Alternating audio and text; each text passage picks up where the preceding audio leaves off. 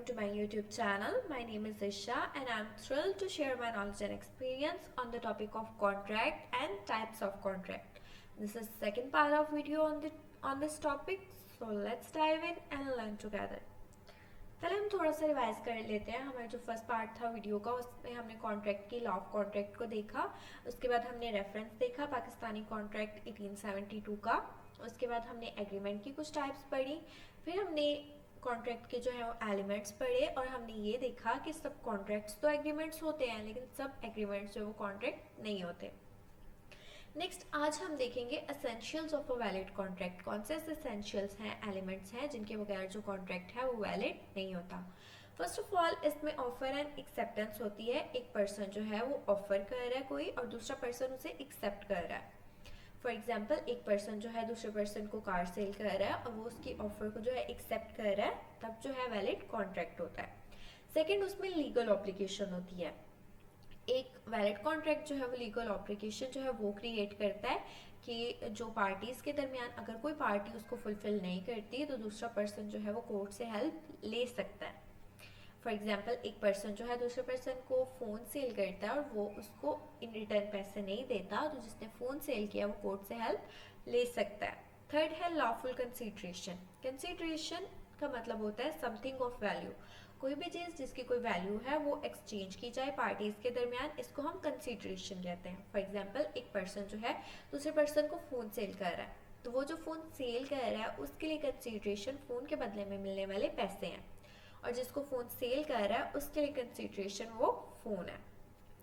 Consideration पैसे भी हो सकते हैं, गुड्स भी हो सकती है, सर्विसेज या फिर प्रॉमिस भी हो सकता है. लाइक गुड्स को गुड्स के साथ एक्सचेंज करना, एक पर्सन दूसरे पर्सन को कहता है, उसके साथ कॉन्ट्रैक्ट करता है कि मैं तुम्हें फ़ोन दूंगा और तुम मुझे इन रिटर्न टैब दोगे.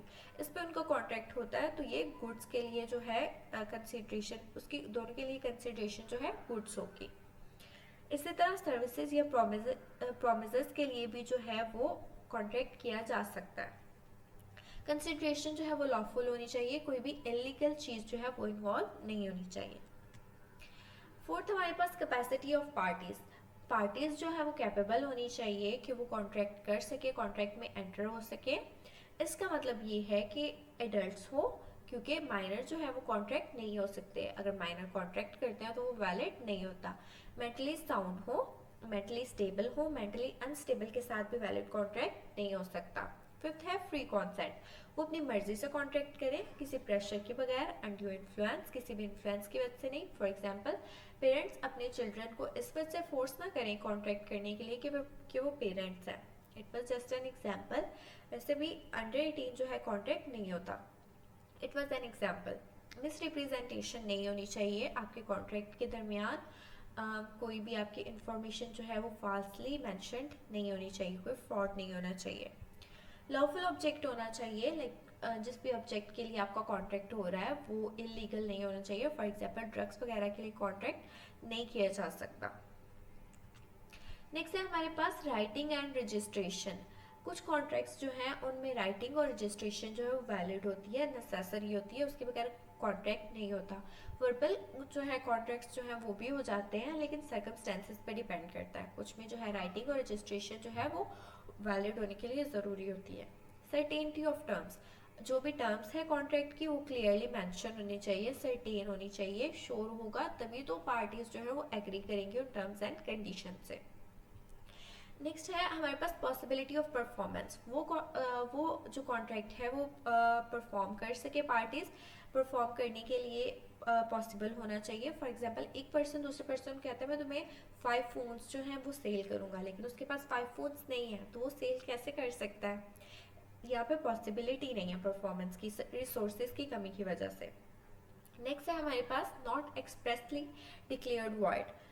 एग्रीमेंट जो है ऐसा एग्रीमेंट नहीं होना चाहिए जो प्रोहिबिटेड बाय लॉ हो, जो लॉ की वजह से मना किया हो.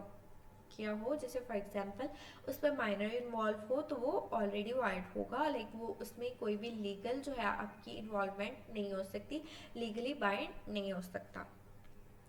Thank you so much. This is the end of my video. Stay in touch and let me know how you are doing. I am always here to help and support you on your business journey.